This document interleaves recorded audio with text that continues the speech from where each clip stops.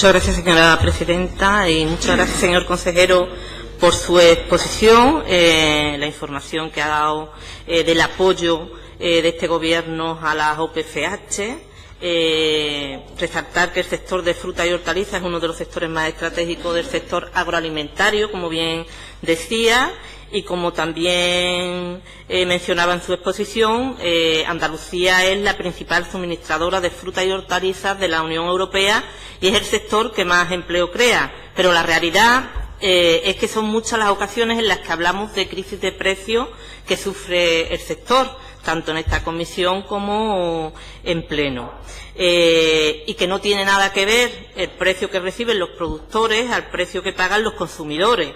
Ha hecho usted referencia, bueno, pues de ese apoyo, de los diferentes programas operativos, de las ayudas comunitarias que está recibiendo esta OPCH, pero no nos ha hablado precisamente de esa otra cara de la moneda, ¿no?, que es lo que padecen los propios productores de fruta y hortaliza, ¿no? Hay una diferencia, por poner algunos ejemplos, de un 780% del precio que pagan los consumidores en el melocotón, es decir, se multiplica por 8, otro producto en las nectarinas, que es un 590% la diferencia que paga el consumidor con respecto al productor, ¿no? Esto por poner algunos ejemplos. Podríamos poner muchísimos de los productos que se encarecen del campo a la mesa de manera desproporcionada. Esto repercute evidentemente negativamente en el productor, que no ve compensado económicamente su esfuerzo, su trabajo, asume los riesgos, pero también repercute negativamente en lo que antes señalábamos, el empleo, que en muchas ocasiones la gente que está recolectando y manipulando esa fruta y hortalizas lo hace en condiciones precarias, con salarios bajos y jornadas largas, siendo en definitiva una víctima más, pero invisible, de este modelo productivo. Si tenemos en cuenta la definición que ofrece el Observatorio de Precios del Ministerio de Agricultura de la cadena de valor, es la representación gráfica del conjunto de actividades necesarias para facilitar la comercialización y el consumo de alimentos en condiciones óptimas, en áreas alejadas geográficamente de la producción.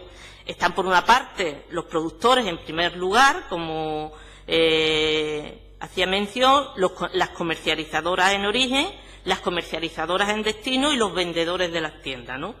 Y según el Observatorio de Precios de los Alimentos del Ministerio de Agricultura, cada uno de ellos supone un paso que aumenta el valor de los productos hasta que llega al consumidor.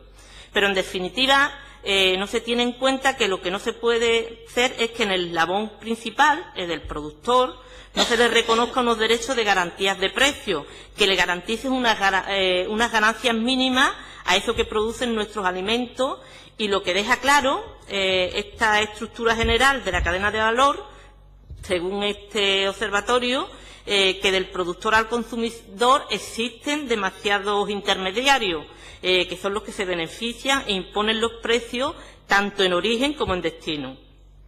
Por lo tanto, hay que cambiar esa estructura, buscar medidas que reconozcan los derechos de nuestros productores, que son los que garantizan la soberanía alimentaria.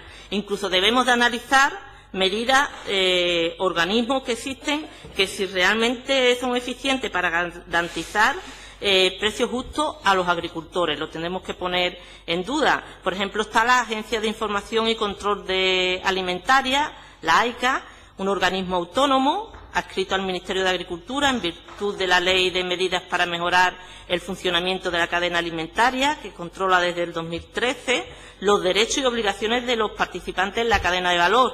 Esta agencia inicia procedimientos sancionadores si detecta infracciones en la misma. Muchos productores dudan de su efectividad e incluso denuncia que en ocasiones las infracciones a empresas que no respetan estos derechos han recibido infracciones ridículas.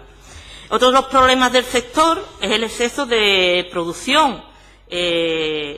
Y hablábamos antes, en la comparecencia anterior, del problema que vivimos, de la sequía, de los problemas hídricos, y sin embargo no se ponen medidas, todo lo contrario, incluso se amplía las hectáreas de producción.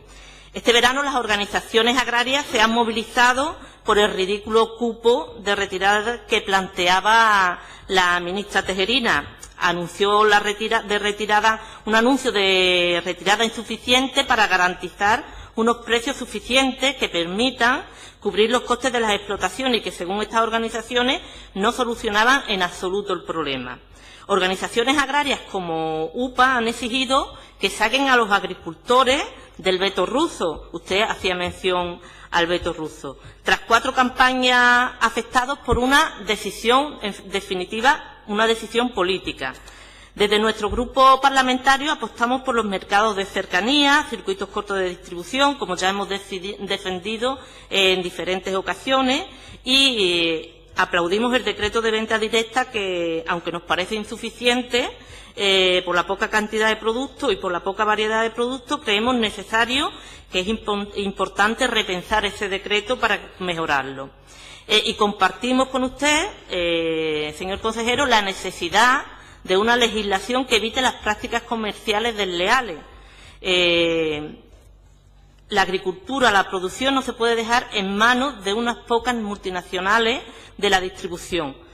Ustedes proponen un observatorio de precios a escala de la Unión Europea que pueda establecer referencias de precios que reparta en un mejor funcionamiento de la cadena alimentaria.